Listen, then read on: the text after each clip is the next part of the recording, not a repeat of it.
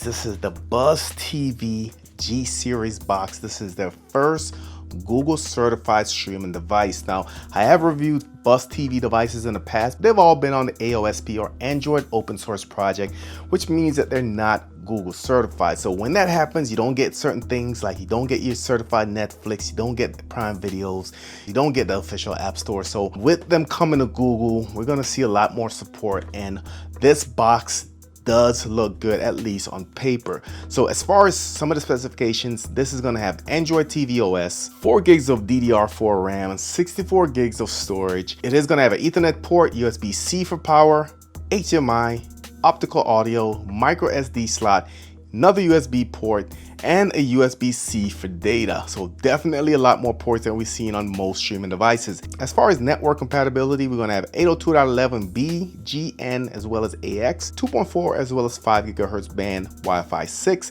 and it does have Bluetooth 5.0. Big selling feature for this box is that it does have AI-SR, or AI super resolution. We've seen technology similar to this on NVIDIA Shield before with their AI upscaling. What this does basically, it takes standard and HD video and it scales it up to make it look like 4K. So in addition to the AI-SR, it is going to have 4K UHD, AV1, Wi-Fi 6 as we mentioned, Bluetooth, Dolby Audio, as well as Dolby Vision and Dolby Atmos.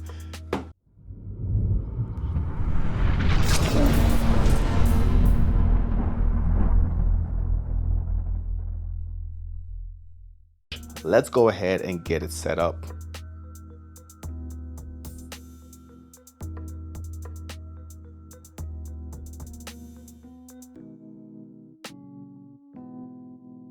So as you can see, the setup for Google TV is going to be standard to any other setup you do with the on 4K devices. It's going to ask you to sign into your Google account. It's going to bring you through your Wi-Fi, your languages.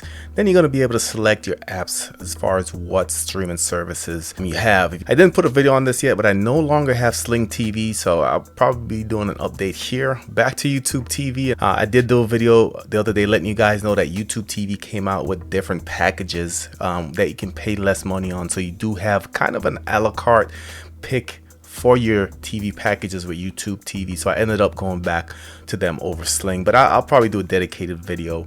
Let me know in the comment section if you have any questions about that. All right, so this is if you're using the remote with a TV. Right now it's just connected to my video capture card, so I'm going to do that a little bit later.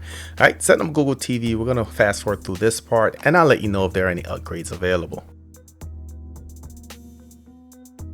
All right, so here we are in Google TV, and let's just go up and see what we're running. So you can see I am signed into my account here. Got the traditional Google TV buttons up top, your home, live, applications, screensaver, and you do have your quick settings. From the quick settings, click on your settings right here. Just wanted to verify that I don't have any updates available. We're going to click on About. Before we go on the updates, let's just see what we have. Android TV OS 14. Do have this security patch from December 1st, 2025. Here's the build. All right, let's go back. Let's just see if we have any updates available. All right, so look like we are completely up to date, which is really cool. All right, so completely up to date there. Let's go down to our system, storage. All right, so look like we have 56 gigs available, no applications installed as of yet. So this is what you're gonna get after you get into the operating system. So 56 gigs of storage there ready for you to go. As far as the different audio formats, if you go to surround sound settings and you go to show formats, you can see you have different options to go through. So you have Dolby Digital, Dolby Digital Plus, Dolby Atmos with Dolby Digital, and you also have DTS. You can go ahead and select them manually. You can set it to automatic, but those are the options. I know a lot of you guys ask for the different audio options, so definitely wanted to touch on that at least for a little bit. Now let's go to our display settings. Just want to make sure that we are in 4K, so we're going to go to display and sound. All right, so as far as the resolution, you can see we are streaming at 4K at 60 frames per second. All right, so let's quickly just dive into the user interface. So again, this is the traditional Google TV UI, very snappy as you can see there. Goes through the menus really fast, no issues there. All right, so looks really good, feels really good. Let's check out the Google Assistant. What's the weather like in San Francisco? All right, so it's going to give you the information. Open YouTube. All right, so again, voice assistant is going to work as it does on other devices, but I do have my apps here. Again, really nice to have your traditional Netflix. I know this was a deal breaker for most of you guys. That's why you avoided BuzzTV products in the past. But with the G series, now we have Netflix, we have Prime Videos, we also have the Google Play Store. All right, so as far as the resolution, you can see we are streaming at 4K at 60 frames per second. So let's go back up. We're going to go to YouTube. All right, so I like to just make sure we get quality streaming from these. And before we get started, we're just going to make sure that we are streaming in 4K as well. So we're going to go over to our settings, set the quality to 2160p, which is 4K. Let's go back.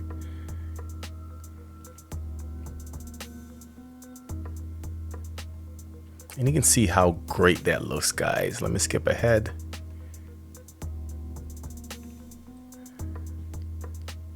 All right, so looks really good. And just to take it a step further, let's jump into the stats for nerds just to kind of see if we're dropping any frames or see if anything's a hold up currently. So if we go down to the settings, we go to stats for nerds. Let's go back. All right, stats for nerds is going to tell you how your stream is doing. So a lot of useful information on the screen. So it starts with the viewpoint, the video ID, current optimal rate. You can see it's set to 4K. Volume normalization is up there. Codecs. You can see the stream is healthy. The connection speed is pretty good. I am currently on Wi-Fi, but we're going to test out the Ethernet here in a little bit. Buffering health is really good. Everything is looking really great for this stream. And again, this is expected, especially considering the specs that's in this device. Let's go back home. So let's go ahead and we'll jump right into the speed test. So I am on Wi-Fi currently, so definitely want to just see how it performs over Wi-Fi, see what difference I get when I go over the wire connection. So currently I'm not connected to a Wi-Fi 6 router, but that's what I'm getting on a normal Wi-Fi 5 router. Let me switch it over to a Wi-Fi 6. All right, so I believe we're at 360 maybe on the normal Wi-Fi 5 router. All right, so not much of a difference there.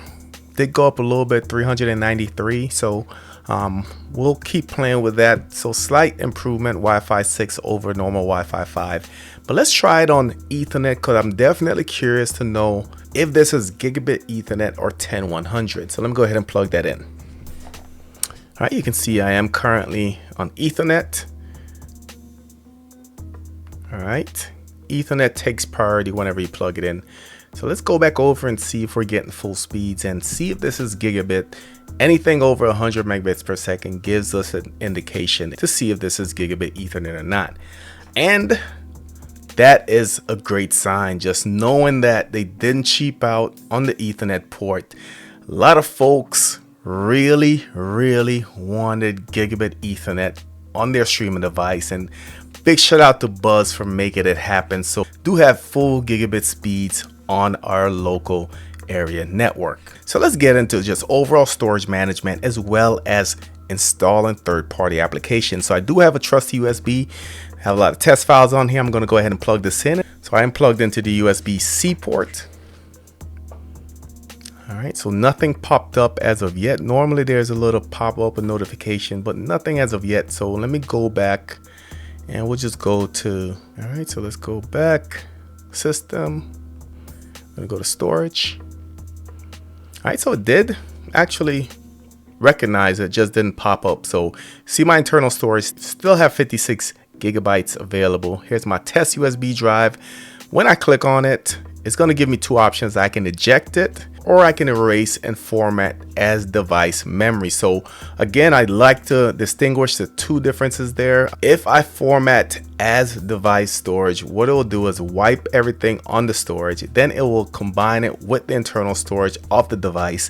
But the downfall of that is that you'll lose everything on the USB drive, and also this USB can only be used on this device moving forward. So you want to make sure you dedicate a drive if that's your reason to do so. But for this, I do have files on this drive, so I just want to make sure that I can view the files, and you need a file manager enabled to do that. So this is the Explorer File Explorer. Again, all of these are going to be free. Just kind of pick which one works for you. So you can see we do have the 3D Mark IDA64. We do have the Hulu logo if you want to click on it.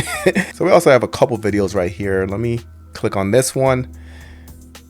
And this is a video that I did not too long ago for the other channel. Definitely, if you're into motorcycles, check that channel out as well. Again, kind of something I just do for fun. But if you're into that, check the channel out. I'll link it in the description of this video. So you can play 4K files directly from the actual box, which is always a plus. And with all that said, you can still skip ahead, skip behind, and it will work with no problem. So definitely it's going to come in handy. And like I said, you can, so definitely it's going to come in handy. Here's another video. I'm not sure what this is. Okay. That was the old bike. Again, if you have a USB, you can plug it directly into this box. It will work, and you should be able to play your files, play your movies, look at your pictures, whatever the case is. All that should be done via the USB. Let's go back in. I wanted to get into the installation of third-party applications on this device. Can you install third-party apps? Yes, we can go from USB, but I wanted to see if we can get to developer options from your system itself. So to do that, we're going to go to System. We're going to go to About. And what we normally do is go to our build number.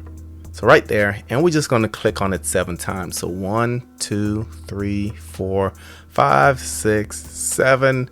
And you can see now I'm a developer. Now if I go back 1, and if I go down, I should now see developer options right here. So again, developer options is going to unlock a lot of different things for you.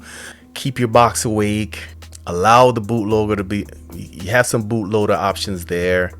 Picture color mode, that option is there. USB debugging authorization, wireless debugger. So again, just a lot of different options from within your actual device. So we're going to go back to the USB again.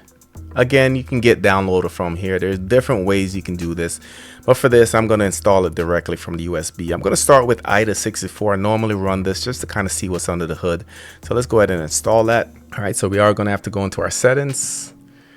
All right, install unknown apps. We want to go ahead and turn on File Manager Plus. This is going to allow you to install third-party applications. All right, I'm just going to hit the drop down, install anyway. Again, this is me taking acknowledgement. The other one I want to install is 3D Mark. I am going to do a benchmark here in a little bit. All right, so before we go into the benchmark, let's go to IDA64, kind of show you guys what's really under the hood. Because again, they do give you basic information, but you can really dig deep if you know what you're looking for. So as far as the system, you can see the manufacturer of the system there is SEI Robotics. G Series is the brand name. BuzzTV does give the board information. Hardware is going to be M-Logic. Install RAM, 4 gigs. Total memory, so a little bit over 3 gigs there, and available memory is about half what we have. Internal storage space is 52. Internal storage free space is 50. And it shows the external storage as well as the Bluetooth version. Let's go over to our CPU. So CPU is going to have an ARM Cortex A55, and this is going to max out at 2.5 gigahertz. That's pretty quick for a streaming box. This is going to be a 64-bit operating system. However, it is running in 32-bit mode. 4 cores, as you can see there, ranges from 100 to 2.5 gigahertz. Here are the 4 clock speeds. Current screen resolution 3840 2160. Graphics card is Mali G310, and currently this is at 60 hertz. A lot of network information here, Android information there, but again, IDA64 is my go-to for actually seeing what's under the hood. So far, no surprises. Let's go ahead and get into the benchmark.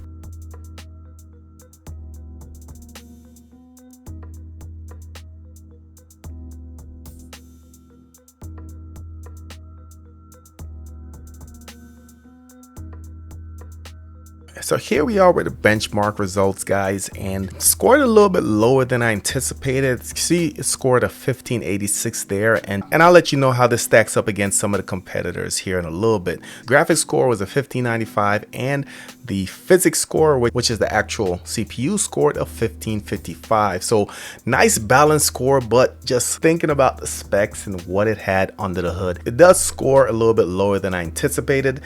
Just to put that in perspective, on 4K Pro scores a 584, the Fire TV Cube scored a 2595, the NVIDIA Shield TV scored a 4268, and the most powerful streaming device that we've ever tested, which was the BuzzTV Power Station 6, scored a 7527. So scores lower than I anticipated, but that's not to say that this device is slow, guys. This is going to be able to take everything that you throw at it. It does have the Ethernet port built in, Gigabit Ethernet, does have multiple USB, SD card slot, so this still is a very solid device.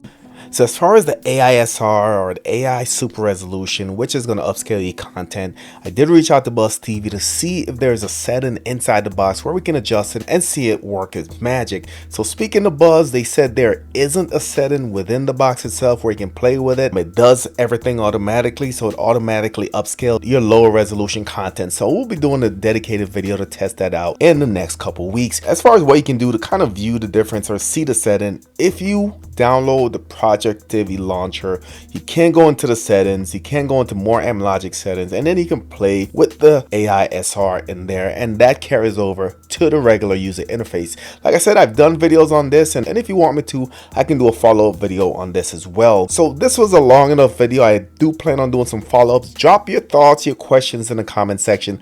Let me know what your thoughts are, and of course I'll leave a link below where you can go ahead and check it out. Of course, if you're new to the channel, subscribe, smash the notification bell. Thank you for watching, and I'll catch you on the next one.